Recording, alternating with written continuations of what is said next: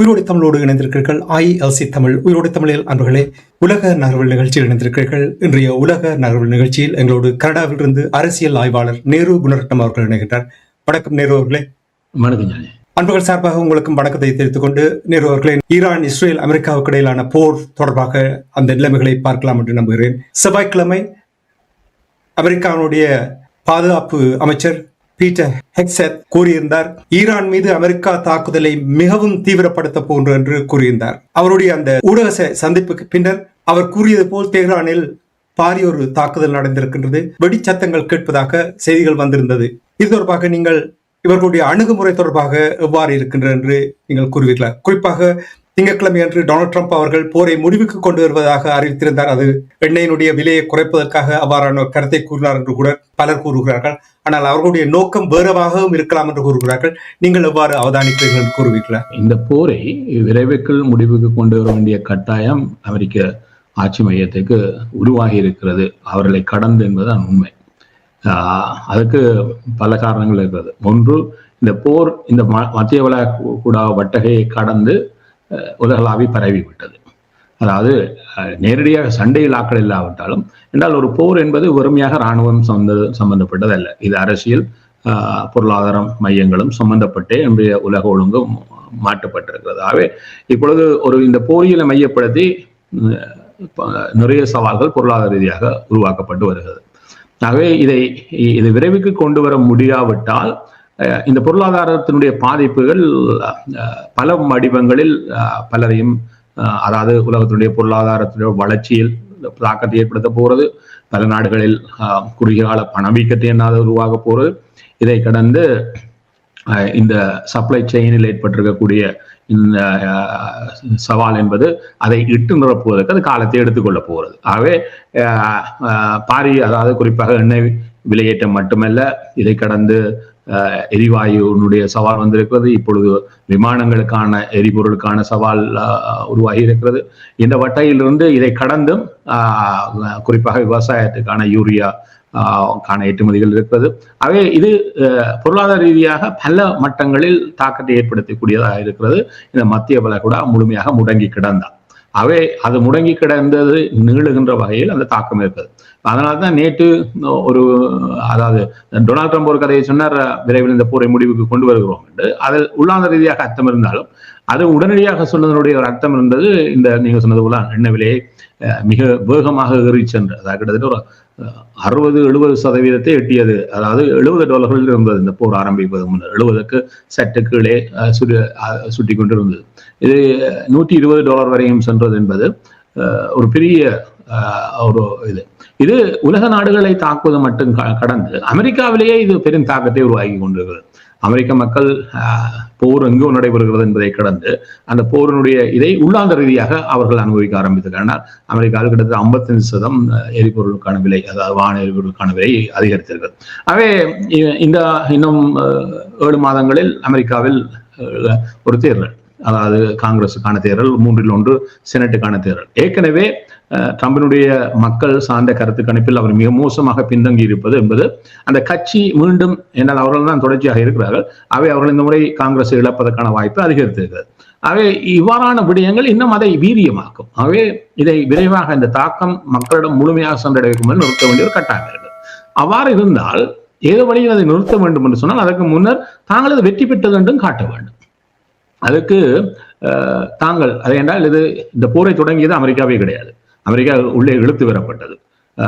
அதை இழுத்துக்கொண்டே விட்டவர் ட்ரம்ப் ஆகிவிட்டார், ஒரு தனி மனிதராக. இது அமெரிக்காவுடைய நீண்டகால இராணுவ ஆய்வுகளில் இது ஒரு பேசுபொருளாக இருக்கும். ஒரு தனி மனிதன் எவ்வாறு கொண்டு சென்று தன்னுடைய இராணுவ கட்டவும் அமைப்புகளையும் கடந்து கொண்டு தள்ளிவிட்டார் என்பது. இரண்டாவது விடயம், இந்த இஸ்ரேல் தன்னுடைய இலக்குகளை, ஏன்னா இதே போர் 8 மாதங்களுக்கு முதல் வெடித்த பொழுது திடீரென அங்கு சென்று தன்னுடைய B-2 விமானங்களை அனுப்பி குண்டை போட்டவுடன் தானாக அறிவித்துவிட்டார், நாங்கள் இலக்கல் எட்டிவிட்டோம், போர் முடிந்தது. அதை நத்தந்தியாவை எதிர்பார்க்கவில்லை. என்னால் அவர் தனக்கென்ற ஒரு தனித்துவமான இலக்குகளை வைத்திருந்தார். அவை எட்டப்படாமலே அந்த போர் நின்று போய்விட்டது. இப்பொழுது ஒரு வாய்ப்பு கிடைத்த பொழுது மீண்டும் அந்த போரை தொடங்கிவிட்டார். இந்த முறையாவது குறைந்தபட்சம் தன்னுடைய இலக்கில் முழுமையாக எட்டுவதில் அவர் உக்கிரமாக இருக்கிறார். அதற்கான ஒரு அனுசரணையை அமெரிக்காவுடைய பாதுகாப்பு தரப்பினர், அதாவது குறிப்பாக பாதுகாப்பு அமைச்சராக அவரும் ஒரு வலதுசாரி கடும் போப்பாளர், அவரும் அதை எடுத்து செல்ல முனைகிறார். அவர்கள் என்ன செய்கிறார்கள் சொன்னால், ட்ரம்ப் எந்த நேரம் இதை அறிவிப்பார் இவர்களை மீறி. அவர் அவ்வாறான அறிவித்தலுக்கு வரவைக்கும் முதல் தாங்கள் எவ்வளவு தூரம் இந்த தாக்குதலில் கணிசமான முன்னேற்றங்களை அல்லது தங்களுடைய இலக்குகளை எய்துவதற்கு என்கின்ற ஒரு போர்வையில் நகருகிறார்கள். அந்த வகையில் தான் நீங்க சொன்னது போல இப்ப இனிவரும் நாட்கள் கடுமையான ஒரு தாக்குதலை இவர்கள் ஈரான் மீது தொடுக்கின்ற சூழலே இருக்கிறது. அதற்கான முஸ்தாவை தான் நாங்கள் இப்பொழுது பார்க்கிறோம். இதில் இருக்கக்கூடிய இன்னொரு சவாலும் வருகிறது சொன்னால், இந்த தாக்குதலில் ஆரம்பத்தில் சொன்னார்கள் இவர்கள் மீண்டும் ட்ரம்பே சொன்னார் இன்னும் 9 நாட்கள் விட்டிருந்தால் அவர் அணு ஆயுதத்தையே உருவாக்கியிருப்பார்கள். அது அவ்வாறான இதே ட்ரம்ப் தான் 8 மாதங்களுக்கு முதல் முடிவுக்கு கொண்டு வந்த பொழுது சொன்னார், அவர்களுடைய இதை முழுமையாக நிர்மூலமாக்கி விட்டோம் என்பதுதான் அவருடைய வெற்றி முழக்கமாக இருந்தது. அவ்வாறு நிர்மூலமாக்கப்பட்ட இடத்திலிருந்து எவ்வாறு அவர்கள் இப்பொழுது மீண்டும் அணு ஆயுதத்தை கட்டியெழுப்பினார்கள், அதுவும் 9 நாட்களுக்கு. இப்பொழுது பல வருடங்கள் எடுக்கும் ஒரு அணு ஆயுதத்தை உருவாக்குது. ஆனா இன்றைய புதிய தொழில்நுட்பத்தின் கீழ் மாதங்களில் உருவாக்கலாம். உருவாக்குவதாக இருந்தால் அதுக்கான இந்த புதிய கட்டமைப்பு என்பது இலகுவானது அல்ல. எழுந்தமானமாக அதை உருவாக்கி அவ்வாறு செய்ய முடியாது. அந்த 9 நாள் எல்லாம் ஒரு விஞ்ஞான சார்ந்தவர்களுக்கு இது மிக பெரும் நகைச்சுவையான தாம் பேசுவதெல்லாம் நகைச்சுவை தான். ஆனா இது மோசமான நகைச்சுவை 9 நாட்களில் செய்ய இருந்தார்கள், ஆனால் தான் தாக்கினோம் என்றார். சரி, அணு ஆயுதத்தை குறிவைக்கிறீர்கள் சொன்னால் அடுத்த சொன்னார்கள் ஏவுகணை என்றார்கள். சரி, ஏவுகணைகளை குறிவைக்கிறேன் சொன்னால் பிறகு பார்த்தால் அவருடைய கடற்படையை அழிக்கிறோம், விமானப்படையை அழிக்கிறோம். இப்பொழுது அது எங்கு வந்திருக்குன்னு சொன்னா வெளிப்படையாக சொல்றார்கள் நாங்கள் அவருடைய வர்த்தக தளங்களை அழிக்கிறோம் என்று. எதற்காக வர்த்தக தளங்களை அழிக்கிறோம்? அங்க ஒரு ஆட்சி மாற்றம் வேண்டும் என்று நீங்கள் கேட்கிறீர்கள். சரி, ஆட்சி மாற்றம் வருகிறதுன்னு வைப்போம். ஆட்சி மாற்றம் வந்தால் புதிதாக உங்கள் சார்ந்த ஆட்சிக்கு வருவவனுக்கு அந்த நாட்டை தொடர்ந்து நகர்த்துவதற்கு ஒன்றும் இருக்காது. நீங்கள் அவருடைய வர்த்தகத்தை அழித்து விட்டு வர்றவன் எவ்வாறு ஆட்சி செய்வான்? அப்ப இவருடைய சிந்தனையில் இருக்கிறன்னு சொன்னால் எதுவும் இல்லை. இது இன்றைக்கு ஈரானில் ஒரு ஆட்சி மாற்றம் வேண்டும் என்று விரும்பிய ஈரான் மக்களை அதை சிந்திக்க ஆரம்பித்துள்ளார்கள். எங்களுடைய நாட்டை சுடுகாட்டை ஆக்கிவிட்டு நீங்கள் என்ன ஆட்சி மாற்றத்தை பற்றி எங்களுடன் பேசினீர்கள் என்கின்ற ஒரு சிந்தனைக்கு வருகிறார்கள். இங்குதான் ஒரு சவால் வருதுன்னு சொன்னால், இவர்கள் விரைவில் ஏதோ வகையில் இந்த போரை கொண்டு வர வேண்டிய கட்டாயத்தில் இருக்கிறார்கள். மறுபுறத்தில் பார்த்தால் எவ்வளவு தூரம் ஈரானை, அதாவது சொல்றார்கள் இந்த முதுகெலும்பை முறிப்பதுன்னு சொல்லி, அந்த முறிக்கின்ற வேளையில் எவ்வளவு தூரம் மோசமாக இப்ப 2 இலக்குகள் இஸ்ரேலுக்கு இருக்கிறது. ஒன்று ஈரான், 2வது லெபனான். இந்த 2ஐயும் ஒரு சமகாலத்தில் இந்த போரியலை ஆரம்பித்து விட்டு எவ்வளவு மோசமாக அழிக்க முடியுமோ அழிக்கின்றார்கள். இதில் பாதிக்கப்படுபவர்கள் பெரும்பான்மையாக மக்களாக இருக்கிறார்கள். இதிலும் இன்னொன்று நடைபெற்றுக் கொண்டிருப்பது இந்த கடந்த 2-3 நாட்களாக இவர்கள் தாக்குகின்றது. என்னால் கண்மூடித்தனமான தாக்குதலை இவர்கள் செய்கின்ற பொழுது பாதுகாக்கப்பட வேண்டிய அருங்காட்சியகங்கள், அதாவது அந்த யுனெஸ்கோ ஹெரிட்டேஜ் சைட்ஸே நிறைய ஈரானில் தாக்குதலுக்குள்ளாகிறது. இது சர்வதேச ரீதியாக வரையறுக்கப்பட்ட குற்றம். ஏன்னா அதாவது பண்டைய வரலாற்று என்றால் ஈரானிய மக்களுக்கு ஒரு நீண்ட வரலாற்று பாரம்பரியம் இருக்கிறது. அவர்கள் சார்ந்திருக்கக்கூடிய இந்த பாரம்பரிய இடங்கள் கூட தாக்குதலுக்குள்ளாகிறது. அவ்வாறு இருந்தால் இப்பொழுது ஒரு கேள்வி வரலாம், இந்த பாரம்பரிய இடங்கள் தாக்குவதற்கு சர்வதேச நீதியே குற்றங்கள் இதெல்லாம் வரையறுக்கப்பட்டிருக்கிறதே, இது சார்ந்து யார நாளைக்கு தண்டிக்கப்படுவார்கள்? கிடையாது. இதுதான் அடுத்தும் இருக்கக்கூடிய சவால். என்று சொன்னால், இந்த பெண்கள் முதல் நாளே தாக்கி ஒரு பெண்கள் பாடசாலையை அழித்தார்கள். இந்த பெண்கள் பாடசாலையை அழித்து 168 பேர் இறந்து போனார்கள். உடனடியாக ஒரு கேள்வி கேட்கப்பட்டது. ஒரு சர்வதேசத்தில் இருக்கக்கூடிய இந்த ICC சார்ந்த ஒரு குற்றவியல் நீதிமன்றத்தினுடைய முன்னாள் கேட்கப்பட்டது. அவர் சொன்னார், ஆம், இது போர்க்குற்றம் தான். அப்ப சொன்னார்கள், இதுக்கு என்ன நடவடிக்கை எடுக்க வேண்டும்? ஒன்று நடக்காது. அவர் சொன்னார், என்னன்னு சொன்னால், இஸ்ரேல் ICC கிடையாது, அமெரிக்கா கிடையாது, ஈரானும் கிடையாது, பிறகு என்ன அங்க நடவடிக்கை நடக்க போறது? என்றால் பாதிக்கப்பட்டவரை குற்றத்தை தர மாட்டார், அவரே அங்கு இல்லை. இதுதான் ஒரு சட்டங்களில் இருக்கக்கூடிய சவால்களையும் இப்ப நம்மவர்கள் இதை எப்பொழுது புரிந்து கொள்ள போறாங்க தெரிவதில்லை. என்று சொன்னால், இன்றைய உலக ஒழுங்கு நேற்றைய உலகிலிருந்து மாறிவிட்டது. அப்ப நேற்று இருந்த அதே இதில் நாங்கள் இன்று பயணிக்க முடியாது என்பதை இப்பொழுது நடைபெற்றுக் கொண்டிருக்கக்கூடிய போர் பல விடயங்களை இந்த உலகத்துக்கு முழுமையாகவே சொல்லித் தருகிறது. என்னதான் இந்த உலகத்தில் நடைபெற்றுக் கொண்டிருக்கிறது? அதாவது அறம் செத்து போன ஒரு உலகத்தில் நாங்கள் இன்று சேர்ந்திருக்கிறோம். அதாவது கனடாவுடைய பிரதமர் சொன்ன மாதிரி நோ ரூல்ஸ் பேஸ் ஆர்டர். ஆகவே சட்ட ஒழுங்கு சிதைந்து போன ஒரு உலகங்கள். ஆகவே இதுவரை ஐநா உருவாக்கி வைத்திருக்கிற சட்ட ஒழுங்குகளை பற்றி பேசுவதில் எந்த விதமான பிரயோசனம் இல்லை என்பதை இந்த போரில் காட்டி தந்திருக்கிறது. நீங்கள் இப்பொழுது மாக்காணி அவர்கள் பற்றி கூறும் பொழுது நான் யோசித்துக் கொண்டிருந்தேன். உங்களுக்கு தெரியும், வலிமையாக அமெரிக்கா போரை தொடக்கும் பொழுது அவர்களோடு கூட்டாளிகள் இருப்பார்கள். பிரித்தானியா போன்ற நாடுகள், கனடா போன்ற அயல் நாடு கனடா போன்ற நாடுகள் கூட்டாக இந்த போர்களில் ஈடுபடுவார்கள். கனடா எந்த ஒரு விதத்திலும் இந்த போரில் ஈடுபட்டதை அது தொடர்பாக வாய் துறக்காத ஒரு நிலைமையை பார்க்கக்கூடியதா இருக்கின்றது. என்ன காரணத்துக்காக கனடா இந்த போரில் ஈடுபடவில்லை? அதாவது இப்பொழுது இந்த அசமாத்தங்கள் எவ்வாறு வரும் என்று சொன்னால், ஒரு போரியலுக்கு இருக்கக்கூடிய சவாலை கனடா ஏற்கனவே இப்பொழுது சில நாட்களாக, அதாவது நேற்றுக்கு இன்று காலை ஒன்று நடைபெற்றது. டொரண்டோவில் இருக்கக்கூடிய அமெரிக்க துணை தூதரகத்துக்கு சில துப்பாக்கி சூடுகள் அதிகாலையில் சுட்டு வெளியே நின்று சுட்டு விட்டு ஓடிவிட்டார்கள் சில. இது இங்க இருக்கக்கூடிய யூத வழிபாட்டு இடங்கள் ஒரு 4 இதுவரை துப்பாக்கி சூட்டு விளக்காக இருக்கிறது. அதாவது சும்மா அதனுடைய கதவைக்கு சுட்டு விட்டு போகிறார்கள். அதே ஒரு பதட்ட சூழல், ஒன்றும் எந்தவித வகிபாகம் கொண்டிருக்காமலே இங்கு 2 இனங்களுக்குள்ளான ஒரு முருகல் நிலையாக இது இங்கு மாறி வருகிறது. இதுதான் மத்திய ஐரோப்பாவிலும் இருக்கக்கூடிய விடயம். ஆகவே ஒரு விடயத்தை எடுக்கின்ற பொழுதும் இது எவ்வாறான பின்விளைவுகளை கொண்டதாக இருக்கும், இது எவ்வாறான சவால்களை உருவாக்கும், இதற்கு என்ன விதத்தில் நாங்கள் தயாரிப்பை செய்கிறோம் என்பது ஒரு முன்னேற்பாட்டு நடவடிக்கை. அதை செய்துவிட்டு போனால்தான் தங்களை தற்காத்துக் கொள்கின்ற அனைத்து முறைமைகளையும் இதில் அவர்கள் தயார் நிலையில் வைத்துக் கொள்ள முடியும். இங்கு நடைபெற்ற விடயம் என்று சொன்னால், நான் சொன்னது போல இஸ்ரேல் தொடங்கிய போரை டொனால்ட் ட்ரம்பினோடாக அமெரிக்காவை இழுத்து விடுத்தினார் நெட்டன்யாஹு. இது ஆரம்பத்தில் அமெரிக்காவுடைய படை கட்டுமானத்திலேயே சலசலப்பை ஏற்படுத்தியது. அது செய்தியானது. பின்னர் அதை அவ்வாறு மூடிவிட்டார்கள். ஏன்னா பின்னர் தளபதி சொல்வதை தாங்கள் செய்ய வேண்டும் என்றதில் பின்தொடர்ந்து விடுவார்கள். நான் சொன்னேன், பின்னர் ஒரு ராணுவ ஆய்வின் பொழுது இதெல்லாம் வெளியே வரும், அல்லது அடுத்த ஆட்சி வருகின்ற பொழுது, இது விசாரணைக்கு உட்படுத்துகின்ற பொழுது, அப்பொழுது சிஐஏனுடைய FBI டைரக்டர் சொல்லுவார்கள், புதியவர்கள் இதான் நடந்தது. ஆகவே ஒரு சலசலப்புடன் தான் போனார்கள். அது எவ்வளவு தூரம் இவர்களையே பாதித்தது என்று பார்த்தீங்கன்னு சொன்னால், ஒரு போரியல் தொடங்குவதற்கு முன்னர் அந்த போரியலில் ஆபத்தான, அதாவது ஃபயர் ஜோனுடைய வட்டகைக்கு வெளியே தங்களுடைய இதுகளை பாதுகாப்பாக நகர்த்துவது. என்னால் நிறைய விமானங்களை அமெரிக்கா அங்கு வைத்திருக்கிறது, தங்களுடைய பெரும்படை கட்டுமானங்களை வைத்திருக்கிறார்கள்.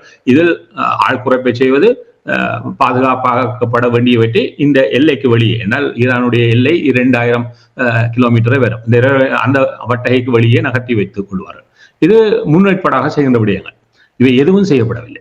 செய்யப்படாதனுடைய விளைவுதான் திடீரென இவருடைய முக்கிய இலக்களை மையப்படுத்தி அவர்கள் செய்த தாக்குதலில் இவர்கள் கணிசமான இழப்பை சந்தித்தார்கள்.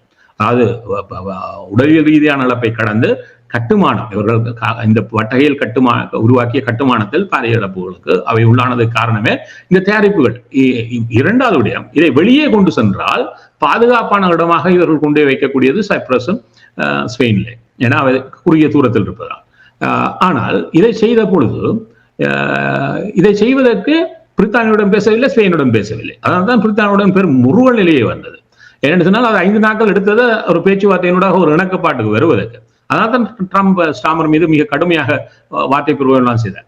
ஸ்பெயின் மறுத்தே விட்டது. அப்ப உடனடியாக சொன்னா ஸ்பெயினுக்கு தான் வரியை கூட்டுவேன். இந்த வரியை கூட்டுவேன் என்பது ஒரு நகைச்சுவையான விடயம் என்று சொன்னால், ஸ்பெயினுடன் அமெரிக்காவுக்கு எந்த வர்த்தக ஒப்பந்தமும் கிடையாது. அந்த வர்த்தக ஒப்பந்தம் யாரிடம் இருக்குன்னு சொன்னால் ஐரோப்பிய ஒன்றியத்திலும் தான் இருக்குது. அப்ப நீங்கள் ஈவுடன் தான் வர்த்தகத்தை நிறுத்தணும் வழியா ஸ்பெயினோட வர்த்தகம் நிறுத்த வேண்டதே நகைச்சுவை. இதை புரிந்து கொண்டது என்ன ட்ரம்ப் வாயால சொல்லி விடுவார், பின்னர் வரக்கூடிய விளைவுகளை ஏனையவர்கள். அப்ப இப்பொழுது ஒரு சவால் வந்து விட்டோம்னு சொன்னால் ஸ்பெயினுக்கு ஒன்று செய்ய முடியாதுடன் உடனடியாக அறிவிப்பு வந்தது. ஸ்பெயின் இப்பொழுது ஒத்துக்கொண்டு விட்டது. இவர்கள் சொல்லி ஒரு சில மணித்தியாலங்களுக்கு ஸ்பெயினுடைய வெளிவாரம் அமைச்சர் சொன்னார், நாங்கள் அவ்வாறு எதுவும் சொல்லவில்லையே, நாங்கள் என்ன நிலைப்பாட்டில் இருக்கிறோமோ அதில் உறுதியாக இருக்கிறோம் என்றார். இன்று வரை ஸ்பெயின் அவ்வாறு தான் இருக்கிறது. இதே நடந்தது, அவருடன் பேசவில்லை, அவருடன் இதுக்கான ஒரு இணக்கப்பாட்டுக்கு வரவில்லை. இது அவர்களுக்கு சவாலை அதிகரித்தது. அப்ப இதைத்தான் அவர்கள் கனடாவுடன் செய்தார்கள். கனடாவுடன் எதுவும் பேசவில்லை, நேச நாடுகள் யாரிடமும் பேசவில்லை, நேட்டோவுடன் கூட பேசவில்லை. ஏன்னா போர் திட்டமிட்டதே அமெரிக்கா இல்லை என்றபடியால் அமெரிக்காவே ட்ரம்ப் விழுத்தியதனால் இது குறித்த முன்னேற்பாடான எந்த செயற்பாடுகளும் செய்யப்படவில்லை. அவை இவர்களாக, அதாவது மறைமுகமா இது அமெரிக்கா தொடங்கிய போருக்கு பின்னாப்படுவது நேட்டோ சம்பந்தப்பட்டதா இருக்கு. நேட்டோவுடன் சம்பந்தப்படாத இஸ்ரேல் தொடங்கிய போர்கள் எதற்காக செல்ல வேண்டும்? இஸ்ரேலுடன் கடும் நிலைப்பாடை ஐரோப்பிய நாடுகளும் சரி கனடாவும் சரி கொண்டிருக்கிறது. குறிப்பாக காசா மீது செய்யப்பட்ட இதில் மிக ஒரு விசனம் இந்த வட்டகையில் இருக்கவே செய்கிறது. அவை இருக்கின்ற பொழுது மீண்டும் இவ்வாறான இதில் சென்று விடுவது அமெரிக்காவுக்கான ஒத்தாசை அல்ல, இஸ்ரேலுக்கு கொடுக்கிற ஒத்தாசையாக மாறிவிடும். இது ஆபத்தானது அவர்களை பொறுத்தவரை.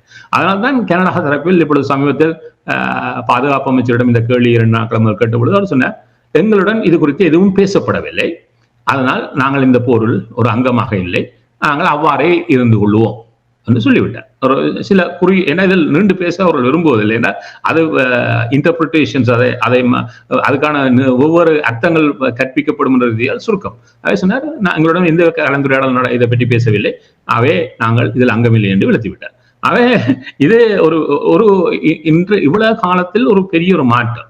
இதை முதற்தரையாக அமெரிக்காவே சந்திக்கிறது.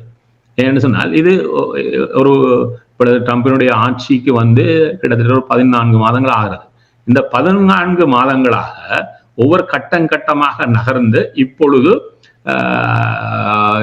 இந்த ஐரோப்பிய வட்டகையும் சரி அருகில் இருக்கக்கூடிய கனடாவும் சரி தங்களுடைய நிலைப்பாடுகளை தீவிரப்படுத்தி இறுக்கமாக நின்று கற்றுக்கொள்வதற்கான ஒரு முறைமைக்குள் வந்திருக்கிறார்கள் என்பதை இந்த போரியல் தெளிவாக காட்டுகிறது. ஆகவே இந்த விடயம் எதிர்காலத்தில் இந்த உலகத்தில் ஏற்படக்கூடிய சில மாற்றங்களுக்கான ஒரு காத்திரமான நகர்வாக கூட நாங்கள் பார்க்கலாம் என்பதனால் இதே சவால் இப்பொழுது பாருங்கள், ஈரானிலிருந்து மக்கள் வேகமாக துருக்கிக்கு நகர ஆரம்பித்து விட்டார்கள். துருக்கி அனுமதிக்கிறது. துருக்கி அனுமதிப்பினுடைய அர்த்தம் என்று சொன்னால், துருக்கி நேட்டோவில் ஒரு உறுப்பினராக இருந்தாலும் துருக்கி நேட்டோவுக்கு முழுமையான விசுவாசமான நாடே கிடையாது. அது ரஷ்யாவுடன் ஒரு பெரிய இங்கே ஒரு தலை அங்கே ஒரு காலமாக இருக்கிறது. இப்ப துருக்கி என்ன செய்ய போறது? அங்க வருகின்றவர்களை இலகுவாக ஐரோப்பாவுக்கு நகர அனுமதிக்க போகுது இந்த ஈரானியர்களை. அவை ஐரோப்பா ஒரு மேலதிகமான ஒரு பெருமெண்ணிக்கையிலான நகர்வை இந்த ஆண்டினுடைய பிற்பகுதியில் எதிர்கொள்ள போகிறது. இவ்வாறு ஏற்கனவே ஐரோப்பா வட்டகையில் பெரும்பான்மையாக மத்திய கிழக்கை சார்ந்தவர்கள் வாழ்ந்து கொண்டிருக்கிறார்கள். அது சார்ந்த ஒரு சவால் இருக்கிறது ஐரோப்பாவுக்கு. அவை இவ்வாறான அதாவது இஸ்ரேல் நடத்தக்கூடிய ஒரு போரியலுக்கள் தாங்கள் நுழைந்து தங்களுடைய நாட்டுக்குள் சிதைவுகளை அனுமதிப்பதற்கு இந்த நாடுகள் தயாராக இல்லை, கனடாவும் அதுக்கு தயாராக இல்லை என்பதுதான் இந்த விடயத்தில் நாங்கள் காத்திரமாக பார்க்க. அழுத்தங்கள் நிறைய இருக்கத்தான் செய்வது இவர்களுக்கு, ஆனால் அதையும் கடந்து பயணிக்கிறார்கள் என்பது இந்த இடத்தில் மிக ஆழமாக பார்க்கக்கூடியதாக இருக்கும். இந்த போரை ஆரம்பித்தது இஸ்ரேல், அமெரிக்காவும் இஸ்ரேலும் தான். ஆனால் ஆரம்பித்தது இஸ்ரேல். நிறைய காரணங்கள் இருக்கின்ற இந்த போரை ஆரம்பித்ததற்கு. ஆனால் இந்த போரை ஆரம்பிக்கும் பொழுது இவ்வாறான ஒரு நிலைமை ஏற்படும் என்று இஸ்ரேல் கணித்திருக்கும் என்று நீங்கள் நம்புகிறீர்களா? இஸ்ரேலில் எவ்வாறு அமெரிக்கா என்ற ட்ரம்ப் என்று ஆகிவிட்டதோ அதே போன்று இஸ்ரேல் என்ற நத்தன்யாஹு என்று ஆகிவிட்டது. ஆகவே நத்தன்யாஹு எதை சிந்திக்கிறாரோ அதுக்கு பின்னால் போகக்கூடிய ஒரு கட்டமைப்பாக இஸ்ரேல் மாறியதில் பார்த்தால் நத்தன்யாஹுடைய சிந்தனை வேறு. அவர் இந்த எதிர்காலத்தில் எவ்வாறு சவாலை தரும் அதை பற்றி எதையும் சிந்திப்பதில்லை.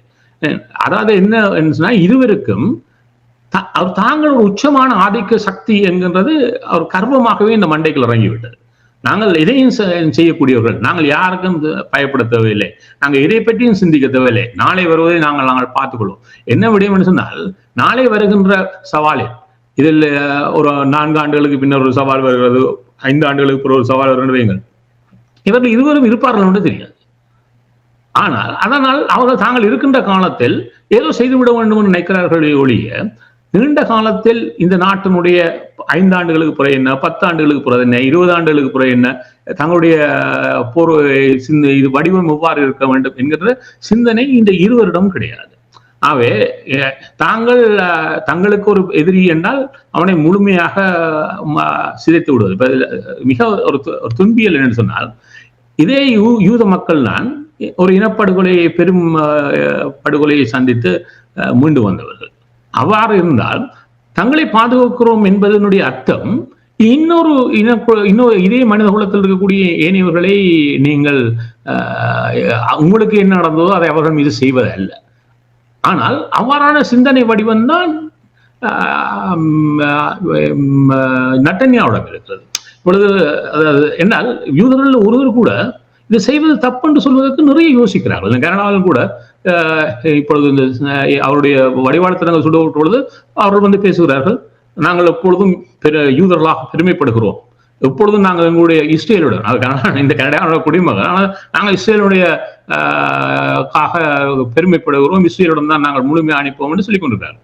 ஒருத்தர் கூட நீங்கள் பெண்களை, அதாவது சிறுவர்களை பலியிடுகிறீர்கள், பெண்களை இதன்றீர்கள், அவருடைய வாழ்வியலை முழுமையாக சிதைக்கிறீர்களே, இதனுடைய நீண்ட கால விளைவுகள் எவ்வாறான பின்புலத்தை கொண்டிருக்கும்?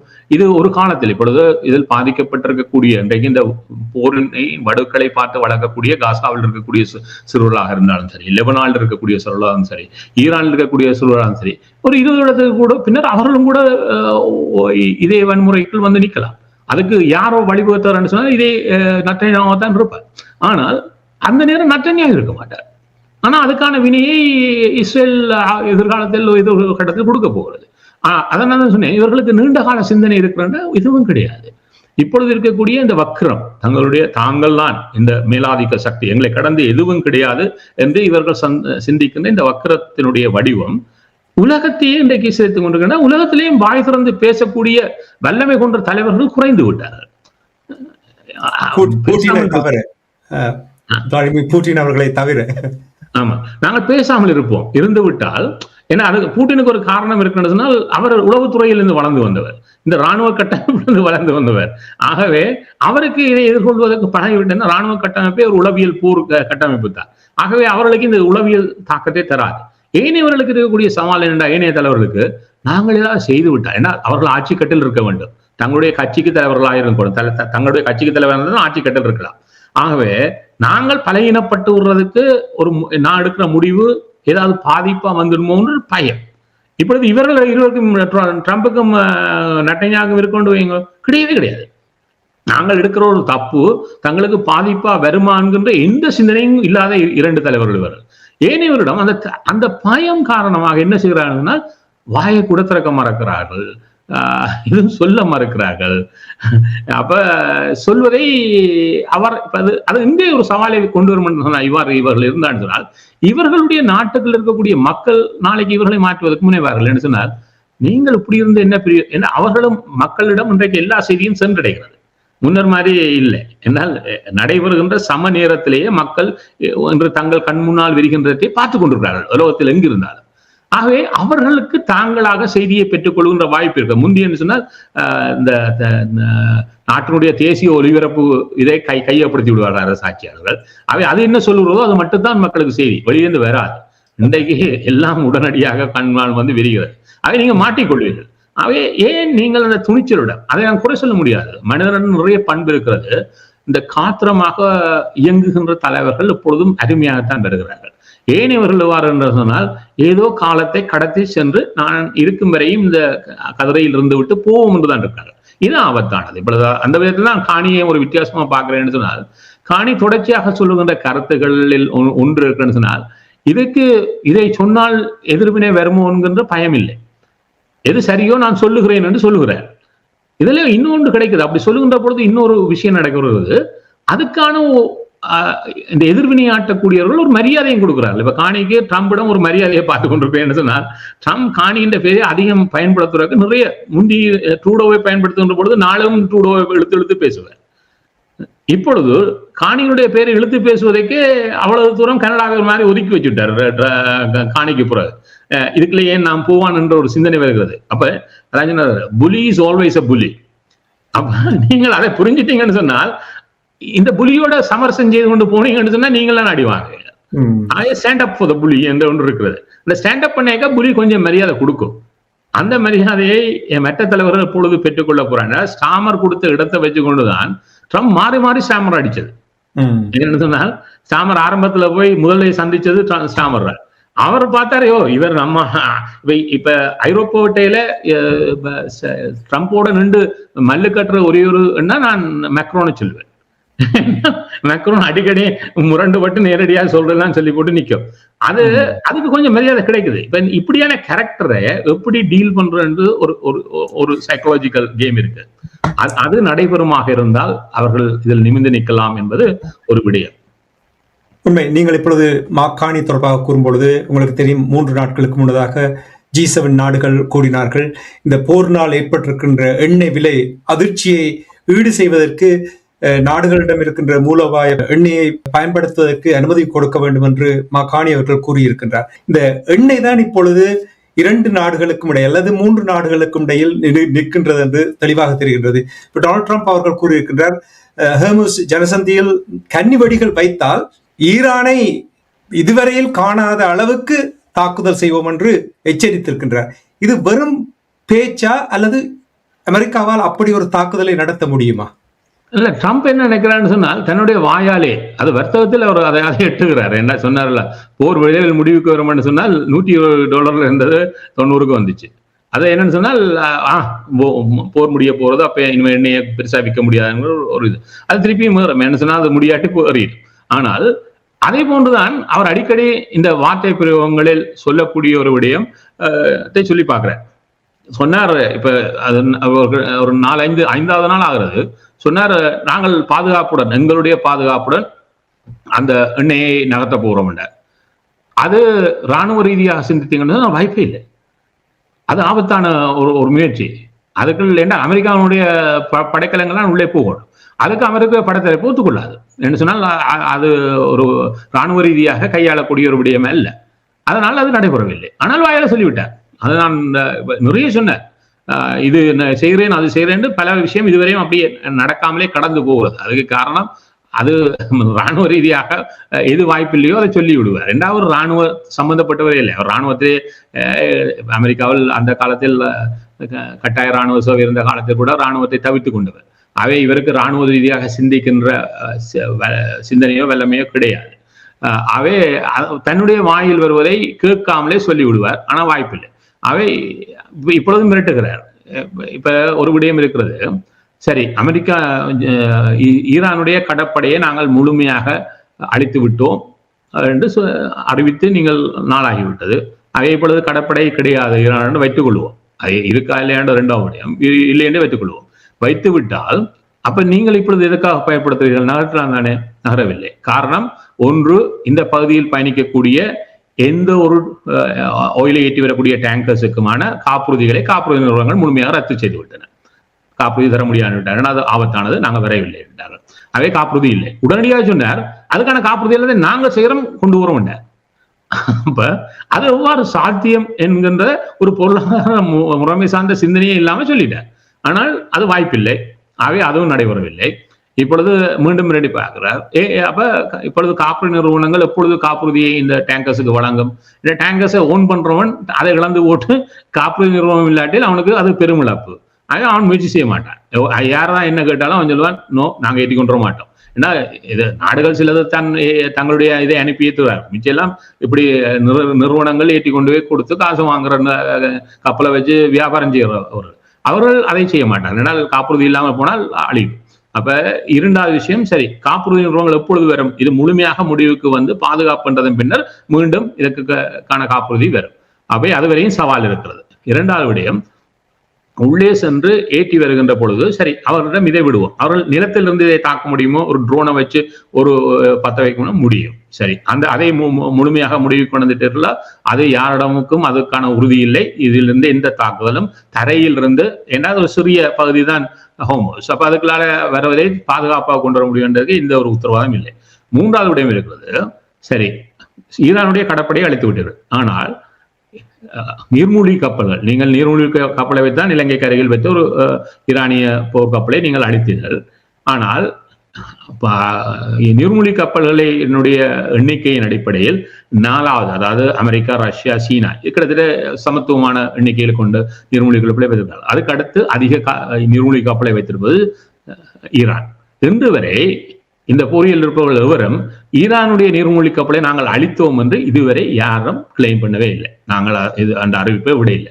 ஏன்னா அதுக்கு நீங்க அந்த போரை கடலுக்கு தான் நடத்துவோம். அப்ப இந்த இருக்கக்கூடிய 24 29 இந்த இடைப்பட்ட எண்ணிக்கையில் வைத்திருக்கிறார்கள் என்று வைத்தால், இந்த நீர்மூழ்கி கப்பலுக்கு என்ன நடந்தது? இந்த நீர்மூழ்கி கப்பல்கள் இதில் இருக்கக்கூடிய டேங்கர்ஸை அழிக்கக்கூடிய வல்லமை கொண்டவரை இருக்கு. அவை இந்த தன்னுடைய எச்சரிக்கையை மீறி இந்த பயணம் தொடக்கப்பட்டால் அதில் தாக்குதலை செய்வதற்கு ஈரானிடம் ஒன்றுக்கும் மேற்பட்ட மூலோபாயங்கள் இருக்கிறது. ஆகவே ஒரு போர் முடிவுக்கு வந்தால் இதெல்லாம் பாதுகாப்புக்கு வரும், இல்லை என்று சொன்னால் அந்த ஆபத்து இருக்கிறது. இது இவர்களுக்கு தெரியும். இதை வெளிப்படையாக பேச மாட்டார்கள். என்ன வெளிப்படையாக பேசினால் நடைபெறும், காப்புறுதிகள் இன்னும் தள்ளி போயிடும். ஆகவே ட்ரம்ப் பேசுகின்ற பேச்சுகளுக்கும் நடைமுறை ரீதியான சவால்களுக்கும் இடையே நிறைய வேறுபாடு இருக்கிறது. அந்த நிறைய வேறுபாட்டை வெளிப்படையாக தெரியாது. என்ன, உலகத்தில் இருக்கக்கூடிய மக்களுக்கு நாங்கள் பேசிக்கொண்ட விடயத்தில் 95% இதுவரை பகிரப்படாத விடயங்கள் அவர்களுக்கு தெரியாது. இப்படி எல்லாம் அவன் நிர்மூலிக்கப்ப வச்சிருக்கிறான், அதுல உண்டக்கூட இவர்கள் அழிக்கையிலேயே, ஏன்னா அதை யாரும் இதுவரையும் பேசுபொருளாய் வைத்துக் கொள்வதில்லை. ஏனென்றால் இன்றைய செய்தி பகிரப்படுகின்ற செய்தி உலகில் இப்ப இஸ்ரேலில் இருந்து செய்தியை கொண்டு வரக்கூடிய எல்லா நிறுவனங்களுக்கும் கடும் கட்டுப்பாடு இருக்கிறது. அதாவது செய்திகளை அவரிடம் கொடுத்து அவர்கள் பார்த்து கொடுத்ததன் பின்னர் தான் இவர்களை வெளியே அனுப்ப முடியும். அது பிபிசியா இருந்தாலும் CNN இருந்தாலும் யாராக இருந்தாலும் அவர்கள் அனுமதித்தார். வெளியே இருந்து நீங்க ரிப்போர்ட் பண்ணலாம். இன்னொன்று இருக்கிறது, ஏனைய இடங்கள் வரக்கூடிய செய்திகளையும் CIA செய்தி நிறுவனங்களுடன் கடுமையான ஒரு தொடர்பில் இருந்து கட்டுப்பாடுகளை, என்னென்ன செய்திகள் வருவதில் மீறி வந்தாலும் அதுக்கு ஒரு அழுத்தத்தை தொடர்ந்து பணிய வருகிறார்கள். ஆகவே பல விடயங்கள் வெளியிலே வராமலே அமெரிக்கா வென்று கொண்டிருக்கிறது என்பதை ஒரு பிம்பமாக காட்டுகிறதுக்கே பெருமளவில் முயற்சி நடைபெறுகிறது. ஆகவே இங்குதான் இது போரியல் என்பது ஒரு வெறுமையாக ஒரு சின்ன வட்டத்துக்குள் சுருங்கி இருக்கக்கூடிய, இதுக்கு பல பரிணாமங்கள் இருக்கிறது. அவை இந்த பரிணாமங்களில் இருக்கக்கூடிய சவால். இப்பொழுது இந்த போர் ஆரம்பித்ததன் பின்னர் இவர்கள் வளமையாக ஒரு போர் ஆரம்பிப்பதற்கு முன்னர் அமெரிக்காவில் அவருடைய இதை நகர்த்துவதில் தயாரிப்புகளில் இதனுடைய விளைவுதான் அவர்கள் பெரும் அழிவுகளை இந்த வட்டகையில் சந்தித்திருக்கிறார்கள். அவருடைய ரேடார் ஸ்டேஷனா இருந்தாலும் சரி, கமாண்ட் சென்டரா இருந்தாலும் சரி, டேட்டா இவர்கள் இல்லாத அமேசான் டேட்டா சென்டர் கிளவுட் சென்டருக்கு தாக்குதல் நடந்திருக்கு. ஆகவே இந்த தாக்குதல் எல்லாம் ஈரான் செய்ததுன்னு சொல்ல மாட்டேன். ஆகவே இதில் ரஷ்யா சார்ந்தும் சீனா சார்ந்தும் தகவல் பரிமாற்றங்கள் நிறையவே இருந்திருக்கிறது. என்னென்ன இடத்துல முக்கியமா வச்சு தாக்குங்க. அப்ப இந்த தாக்குதல் என்பது இதையும் கடந்து இன்னொன்று இருக்குன்னா, இந்த போர் விரைவுக்கு முடிவு வர்றதுக்கு இன்னொரு சவால் இருக்குன்னு சொன்னால், இந்த மத்திய கிழக்கு வட்டகையில் இதுவரை காலமும் அமெரிக்காவுடன் சேர்ந்து முண்டு கொடுத்து பயணித்த நாடுகளுக்கும் பெரும் சவால் இருக்கிறது. ஏன்னா அது வரவில்லை என்றால் அவர்களுக்கு இந்த போர் தொடங்க போவது தெரியவே தெரியாது. அவர்கள் ஒரு கடும் அழுத்தத்தை அமெரிக்கா கொடுத்து வந்தார்கள். நீங்கள் சும்மா மிரட்டுங்கள், ஆனா போரை தொடங்கினாங்களுக்கு ஆபத்து என்று திருப்பி சொன்னார்கள். ஆனால் அவர்களை முறித்தான் தொடங்கியது. அதுதான் எல்லா நாடுகளுக்கும் ஒரு சந்தர்ப்பத்தை ஏற்படுத்தி கொடுத்திருக்கின்றது இந்த போரில் ஈடுபடாமல் இருப்பது. ஏனென்றால் உங்களுக்கு தெரியும், ஈராக் போரின் பொழுது இவர்கள் எவ்வளவு பொய் சொல்லி இந்த போரை தொடுத்தார்கள். எல்லா நாடுகளுக்கும் தொடர்ச்சியாக அழுத்தங்கள் வந்து கொண்டிருக்கின்றது. இனி பல தலைவர்களுக்கு நிரந்தரமாக அவர்கள் மீது ஒரு கருப்பு புள்ளி இருக்கின்றது என்று கூறக்கூட. இப்ப நான் ஈராக் என்று சொல்லும் பொழுது உங்களுக்கு தெரியும், ஈராக்கில் அமெரிக்க படையினர்கள் நிறைய கொல்லப்பட்டார்கள். அது அமெரிக்க மக்கள் மீது பெரிய ஒரு கோபத்தை ஏற்படுத்தியது. இப்பொழுது வருகின்ற செய்திகள் நேற்று வந்திருக்கின்றது, அமெரிக்காவின் இராணுவத்தில் சுமார் 140 பேர் காயமடைந்திருக்கிறார்கள், 8 பேர் படுகாயமடைந்திருக்கிறார்கள். அப்படி என்றால் அமெரிக்காவில் நிலை மாற்றம் ஏற்படுவதற்கான வாய்ப்புகள் இருக்கின்றதா? இது போரை முடிவுக்கு கொண்டு வருவதற்கான ஒரு சந்தர்ப்பத்தை ஏற்படுத்தி கொடுத்திருக்கின்றதா? எவ்வாறு பார்க்கிறீர்கள்? சுருக்கமாக கூறுங்கள். இல்ல, நீங்க சொன்ன மாதிரி இவர்கள் உண்மையை சொல்லுகிறார்களா, 7 பேர் தான் இறந்தார்கள் என்று சொல்கிறார்கள். அதில் சமீபத்தில் ஒரு விடயத்தை சொல்லிக் கொள்கிறேன். அதை புரிதலுக்காண்டி அவர்களுக்கு சொன்னார்கள், வெனிசுலா மீது செய்யப்பட்ட இந்த ஆண்டினுடைய ஆரம்பத்தில் செய்யப்பட்ட நடவடிக்கையின் பொழுது தங்களில் ஒருவர் கூட ஒரு கீறுதல் கூட படவில்லை என்றார் ட்ரம்ப். அவர்தான் நீண்ட காலமாக கடந்து சென்றது. இப்பொழுது ஒரு சில வாரங்களுக்கு முன்னர் இவர் ராஜாங்க உரையை அமெரிக்காவுடைய காங்கிரஸில் நிகழ்த்தினார். அதில் ஒரு கட்டத்தில் ஒருவர் எழுப்பி, அதாவது அவரை அப்பொழுதுதான் உள்ளே கொண்டு வந்திருந்தார்கள், அவரை கை தாங்களாக ஒழுப்பி ஒரு ஓக்கரில் நின்று கொண்டிருந்தார். அவருக்கு உயரிய விருதை வழங்கினார். அந்த உயரிய விருது அவருடைய களத்தில் மாட்டினார்கள். என்னென்னு சொன்னால், யார் என்று சொன்னால், வெனிசுலாவுக்கு சென்ற ஒரு அவருடைய ராணுவ ஹெலிகாப்டரில் சென்றவருக்கு அந்த ஹெலிகாப்டர் மீது நடத்தப்பட்ட தாக்குதலில், இவர் விமானி தாக்குதலில் அவருடைய கால் சிதைந்து விட்டது. அந்த சிதைவுக்கு பின்னரும் அவர் அதை அடுத்த விமானியிடம் கொடுத்து விட்டு தன்னுடைய இதை அவர் தக்க வைத்தார் என்றால் அந்த உயரிய விருதை கொடுத்தார். ஆனால் பின்னர் சொன்னார், அந்த அடுத்த விமானியும் கூட சுட்டு விட்டார்கள், அவரும் கூட காயமடைந்து விட்டார், இருந்தாலும் அந்த விமானத்தை அவர்கள் பாதுகாப்பாக கொண்டு வந்தார்கள் என்று ஒன்றுடன் சொல்லிவிட்டார். ஒரு கீறல் கூட நடக்காத வெனிசுலாவில் திடீரென ஒரு பெரிய சாதனை படைத்ததாக இப்பொழுது அவருக்கு அந்த விருது கொடுத்ததன் பின்னர் அவரை இருத்த வேண்டும். அவர் அந்த கையை இறுக்கமாக பிடித்துக் கொண்டு நிற்கிறார் வோக்கர்ல. பின்னர் 2 கொமாண்டோஸ் வந்து 2 கையிலையும் அவரை தாங்கி பிடித்து அந்த கையை அதிலிருந்து விட வைத்து அப்படி தாங்குதலாக அப்படியே பின்னால் இருக்கக்கூடிய வீல் சேர்ல இருத்தினார்கள். ஆகவே இந்த போர் நடந்து 2 மாதத்தின் பின்னர் இந்த காட்சி காட்டப்படுகிறது. ஆகவே இப்பொழுதும் அவர் எந்த மிகவும் முழுமையாக குணமடைவதிலிருந்து பின்னங்கி இருக்கிறார் என்பது அவருடைய நிலைப்பாட்டிலிருந்து தெரிந்தது. அப்ப ஒரு கீறுதல் கூட நடைபெறாத வெனிசுலாவில் எவ்வாறு இவ்வளவு தாக்கமடைந்து ஏதோ ஐசியூவில் நீண்ட காலம் இருந்து வந்தவர் போல இருந்தார். அவ்வாறு இருந்தால் ஒரு உண்மை ஏன் இவ்வளவு ஆழம் மறைத்தார்கள், தானே தன்னை காட்டி கொடுத்தாருன்னு சொன்னால் அவராக சொல்லிவிட்டார். 2வது அதில் இருந்த பைலட் கூட 2 பைலட் குழுக்கு தாக்குதல் நடந்து விட்டது. ஆனால் இதே விமானத்தில் வீரர்களை எடுத்துக்கொண்டு போறார்கள். அவர் ஜனாதிபதியினுடைய இதுக்கு கொண்டு இறக்குவதற்காக. அப்ப அவர்கள் எவ்வாறு தாக்கினார்கள்? அதிலும் காயம்தானே வந்திருக்க வேண்டும். என்ன முன்னால் இருந்த விமானி 2 பேருமே காயப்பட்டு விட்டார்கள். அதுவும் கடுமையான காயத்துக்குள்ளானதாக இவரை ஒத்துக்கொள்கிறார். அப்ப இவர்கள் உண்மையை சொல்லாமல் இருக்கிறார்கள். வெனிசுலாவிலும் இவ்வாறுதான் ஒரு பொய் சொல்லப்பட்டது. அதை இப்பொழுது அவரே அதை வெளிப்படையாக சொல்லியும் விட்டார். அதை சிந்திக்காமலே சொல்லிவிட்டார். தாங்கள் பாதிக்கப்பட்டிருக்கிறோம் என்பதை இதை குறித்து யாரும் எழுதவில்லை. அன்று சொன்னாரே, ஏன் இப்ப என்ன இதான் நிலைமை இப்ப ஊடகங்களுக்கு. ஆனால் அதை பார்த்து கொண்டிருக்கிற பொழுது எனக்கு அதை சேர்ந்த என்ன இவ்வளவு நாளும் சொன்ன போய் நீங்களாக காட்டி கொடுக்கிறீர்கள். அப்ப இதுதான் வெனிசுலாவில் நடந்ததுன்னு சொன்னால் இதை அப்படியே பாருங்கள். அதிலும் பார்க்க பெரிய போர், நீண்ட காலம் நடைபெறுகின்ற போர், எதிரி மிக மோசமாக வினைத்திறனையும் வெளிப்படுத்துகிறான் என்றால் இந்த வட்டையில் எவ்வளவு பாதிப்பை இவர்கள் எதிர்கொண்டிருக்கிறார்கள். அந்த பாதிப்பு, நான் அதான் சொன்னேன், பாதிப்பு எதுவும் முழுமையாக வெளியிலே பகிரப்படாமல் இதுவரை பார்த்துக் கொள்கிறார்கள். ஒரு கேள்வி இருக்கிறது, அது எவ்வளவு காலம் பாதித்துக் கொள்வார்கள்? இதற்கு பின்னர் ஒரு கட்டத்தில் இவை வெளியே வரும். ஆகவே இப்பொழுது எங்களிடம் பகிரப்படுகின்ற செய்திகள் மிகவும் கட்டுப்பாட்டுடன் பகிரப்படுகின்ற சில செய்திகள் மட்டுமே. பெரும்பான்மையான செய்திகள் இன்னும் ஒளித்திய வைத்திருக்கப்படுகிறது. இந்த ஒளித்து வைத்திருக்கப்பட செய்திகள் வருகின்ற பொழுது பல விடயங்கள் அம்பலத்துக்கு வரும்.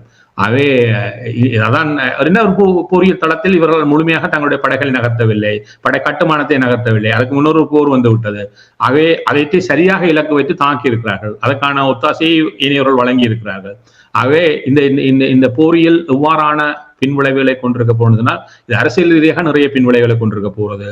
என்றால் ஏற்கனவே பிரித்தானியாவில் ஆட்சியில் இருக்கக்கூடிய லேபர் கட்சி இடைத்தேர்தலில் தோல்வியில் சந்திக்க ஆரம்பித்து விட்டது.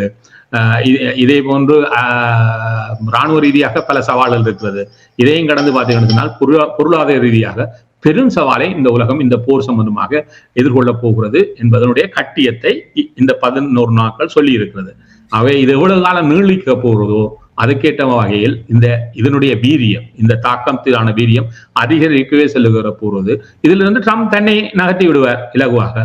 என்னால் இப்பொழுது போர் நடைபெற்று கொண்டது, நாளைக்கு 2 இடத்துக்கு போறாருன்னா அடுத்த தேர்தலில் எவ்வாறு தன்னை தற்காத்துக் கொள்வதற்காக 2 ஒகாயோக்கும் கென்டக்கியும் போறார். அப்ப கேட்கிறார்கள், போர் நடைபெற்று கொண்டதே இவர் ஒகாயோக்கும் கென்டக்கியும் போறாரு. அவருடைய செய்தி ஊடகங்கள் சொன்னார், அவர் மக்கள் மீது அன்பு கொண்டவர், அதனால் போகிறார். அவர் அங்க போகவில்லை.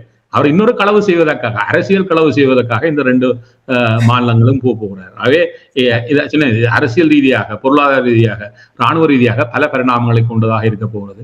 ஆகவே இது பற்றி இதனுடைய விளைவுகளை நாங்கள் தொடர்ச்சியாக நீண்ட காலத்தில் பார்க்க போகிறோம். இதை பற்றி பேசுவதற்கு நிறைய இருக்குது, தொடர்ந்து பேசிக்கொள்வோம்.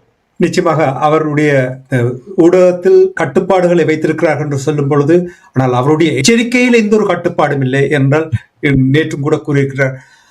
ஹோர்முஸ் ஜனசந்தியில் ஈரான் ஏதாவது கன்னிவெடிகளை வைத்தால் விளைவுகள் பாரதூரமாக இருக்கும், முன்னர் கண்டிராத அளவுக்கு இந்த தாக்குதல்கள் இருக்கும் என்று மிரட்டல் விட்டிருக்கின்றார். ஈரானியர்கள் கொண்டு நடைபெற்றால் அவர்கள் இந்த எச்சரிக்கையில கேட்டு என்ன ஒரு நாளைக்கு 5 எச்சரிக்கை விட்டு கொண்டு வந்தால் சொல்லுவார்கள் இம்யூனிட்டி வந்துடும் என்று. அவர்களுக்கு இது கிட்டத்தட்ட பழகி போன ஒன்றாக மாறிவிட்டது. என்ன ஒன்று இருக்கிறது, ஆட்சி மாற்றம் செய்வோம் என்றும் சொன்னார்கள் ஆரம்பத்தில். ஒருவரை அவருடைய தலையாரியை கொலையும் செய்தார்கள். ஆனால் ஆட்சியில் எந்த மாற்றத்தையும் அவர்களால் உருவாக்க முடியவில்லை. இன்னொன்று, அவருடைய இராணுவ கட்டுமானத்திலும் எந்த சிதைவையும், அதாவது இராணுவம் பெரிய தலைவர்களை தூக்கினாலும் அடுத்தவர் அந்த இடத்தை இட்டு நிரப்புகிறார். ஆகவே அந்த 2 சிதைவுகளையும் இதுவரை அவர்களால் உருவாக்க முடியவில்லை என்பதுதான் அவர்களுக்கு முன்னால் இருக்கக்கூடிய பெரும் சவாலாக சொல்லிக்கொள்ளலாம். 2 தசாப்தங்களாக இந்த போருக்கு தயார் பண்ணி கொண்டிருந்தார்கள் என்று கூறுகின்றார்கள். நாங்கள் பொறுத்திருந்து பார்ப்போம் போர் யார் வெற்றி பெறுகிறார்கள்? இப்பொழுது இருக்கின்ற நிலையில் சமநிலையில் இருப்பது போல் இருக்கின்றது. அமெரிக்கா தான் வெற்றி பெற்றிருக்கின்றது சொல்லுகிறார்கள், ஈரான் தான் வெற்றி பெற்றிருக்கின்றன. ஆனால் இடையில் நிற்பது போல் இருக்கின்றது. யாருடைய வெற்றி என்று பொறுத்திருந்து பார்க்க வேண்டும். நன்றி அரசியல் ஆய்வாளர் நேரு குணோற்றமர்களே. இணைந்து ஈரான், இஸ்ரேல், அமெரிக்காவுக்கு இடையிலான போர் நிலைமைகளையும் கனடாவுடைய பிரதமர் காணி அவர்களுடைய நிலைப்பாடுகளையும் உயிரோடை தமிழ் உறவுகளோடு பகிர்ந்து கொண்டமைக்காக அன்பர்கள் சார்பாக நன்றியை கூறிக்கொண்டு மீண்டும் இன்னும் ஒரு நிகழ்ச்சியில் இணைந்திருப்போம். அதுவரைக்கும் நன்றி, வணக்கம். நன்றி, வணக்கம். எமது பார்வையாளர்களுக்கு வணக்கம். மக்களின் குரலாய் ஓங்கி ஒலிக்கும் இலக்கு மின்னிதழ் மற்றும் உயிரோடை தமிழ் வானொலி ஆகிய இவ்விரு ஊடகங்களும் உங்களைப் போன்ற எமது நேயர்கள், நண்பர்களின் ஆதரவிலேயே இயங்கி வருகின்றன. மிக குறைந்த வளங்களுடன் பல இடர்கள் மற்றும் தடைகளை தாண்டி பயணிக்கும் எமது ஊடகங்களின் பணிகள் மேலும் வளர உங்களால் முடிந்த நிதியுதவியை வழங்கி இன்னும் காத்திரமான செயற்பாடுகளை முன்னெடுக்க உதவுமாறு மிகவும் பணிவன்புடன் வேண்டி நிற்கின்றோம். உங்கள் பங்களிப்பு உங்களின் உரிமை குரலாய் ஓங்கி ஒலிக்கும். நன்றி.